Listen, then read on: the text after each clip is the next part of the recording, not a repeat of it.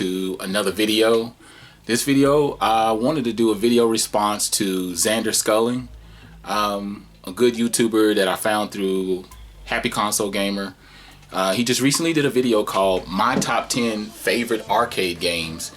I wanted to do a video response because it sparked so many good nostalgic memories for me, and I just found it really interesting. So I said to myself, why not do a video response? Haven't done one in a while. Kind of keeps things fresh. And anyway, so go ahead and check out my top 10. I'll leave my top 10, I'll leave my honorable mentions, which it was not easy coming up with a list because I loved going to the arcades as a kid back in the 80s and 90s and stuff like that. That's where a lot of my building stones or building blocks began as far as being a gamer, and then finally being able to get the console at home. My first little console was the Atari 2600 all the way up to the current gen, and yeah, so that's where my experience began. First game on my list was Street Fighter 2. I remember playing this back in '92 for the first time, and I just was blown away with Ryu and Ken and Blanca and Chun-Li and E Honda and Guile and Balrog and Vega and Sagat and then Bison.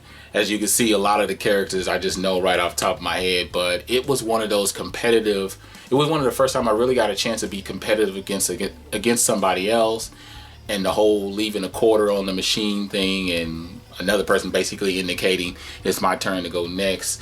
My favorite character is Ryu, and I learned all the fighting moves and stuff like that. And so of course for me, I'm anticipating when Street Fighter 5 comes out and try to build up my skills before I try to get online. The next game, my number 9, is Teenage Mutant Ninja Turtles Arcade. I love playing this game because you got to play all the turtles, and it was the old school feel where you had the 1, 2, 3, and 4. So you had the multiplayer experience where you could play all the turtles at the same time.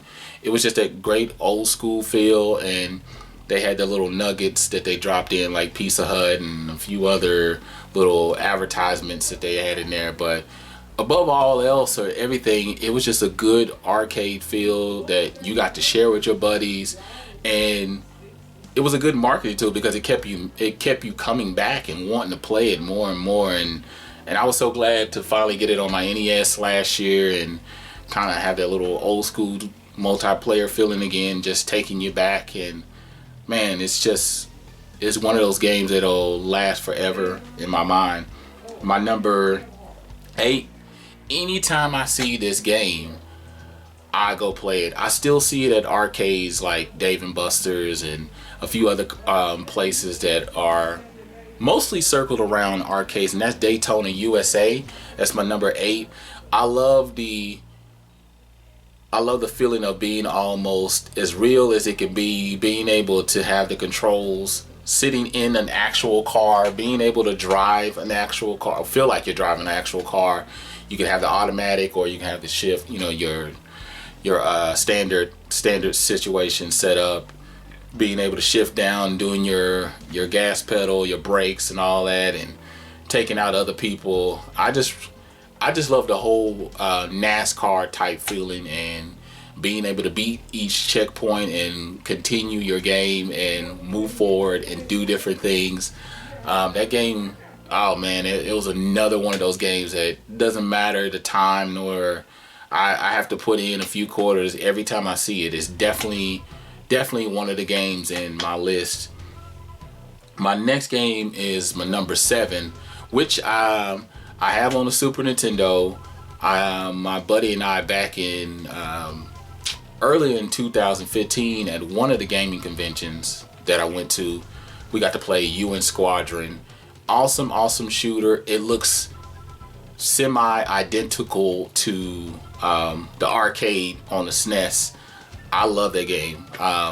It's a badass shooter, and it's a great multiplayer, great soundtrack, great feel. It feels semi-fluid when you're adjusting with the controls. It still lives up to this day.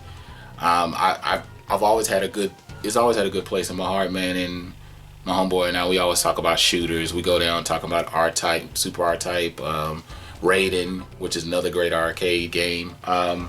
UN Squadron, tons and tons of other shooters. Galaga, one of the classics.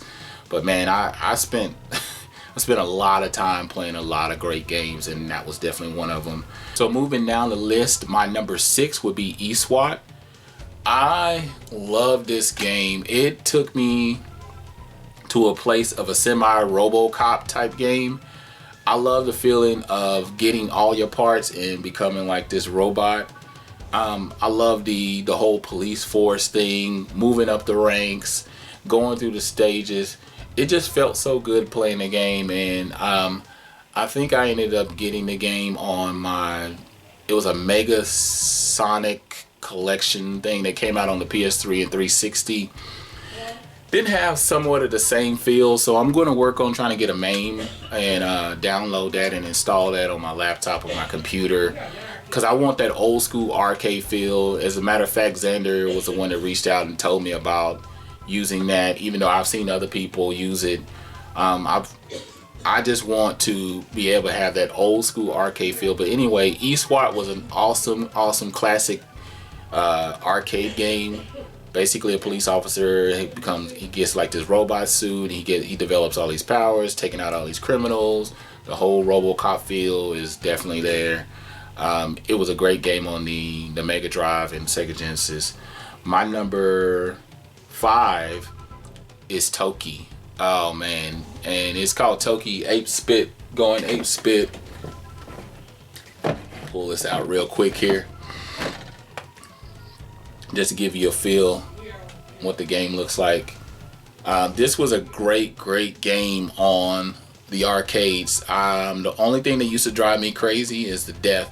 So it somewhat made you an expert type player, but it's an ape that basically gets all his powers and he shoots it out of his mouth. Therefore, that's why you got the Ape Spit name attached to it. But this is a really awesome game. I love playing it at the arcades, having really good time with it.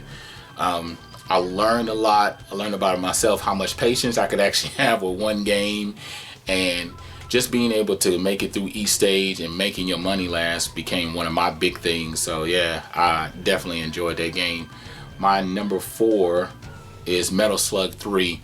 One of my old jobs years ago, back in 03, was when I got the chance to play. It was like 02 or 03, something like that.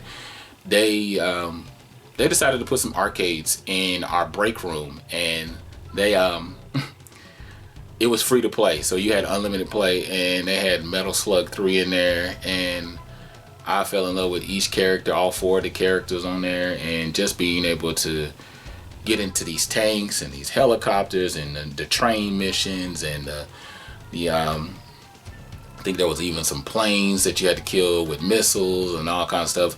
But the whole feel of the game was just had that whole raw army feel. So I really had a lot of fun with that. So I was glad to get the anthology, which I have the anthology on the PlayStation 2, so I think I got Metal Slug 1 through 5 and a few extra titles. So definitely, if you ever see that in the arcades, any Metal Slug for that speaking, I mean, I would definitely go ahead and play it. Next game was the one that got me started was number 3, Super Mario Brothers.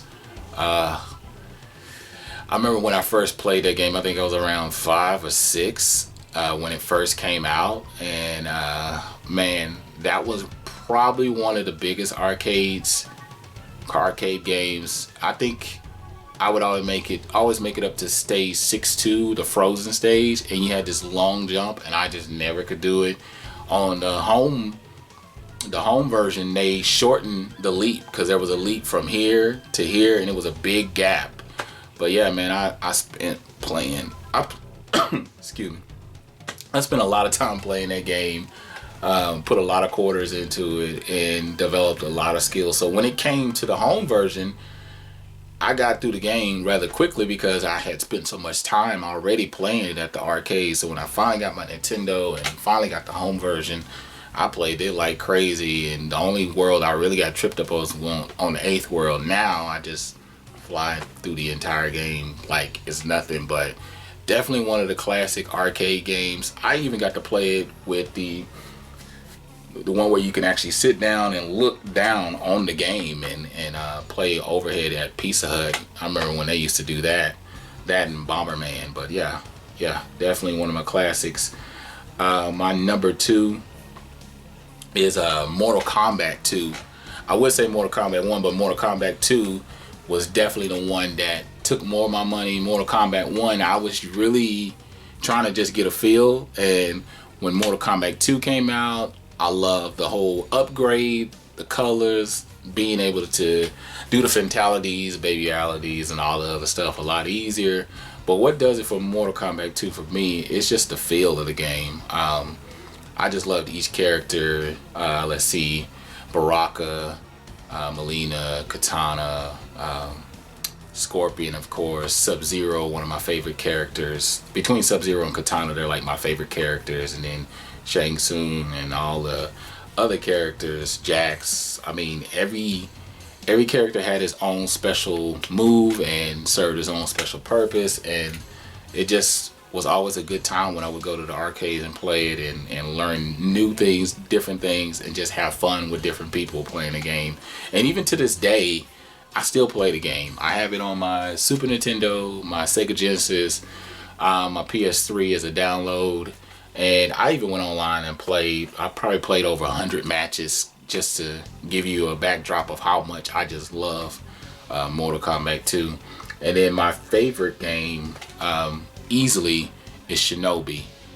If you've never played the original Shinobi with the ninja magic and stars and the power-ups, and what was even more epic was it was like one of the first games that had a bonus stage.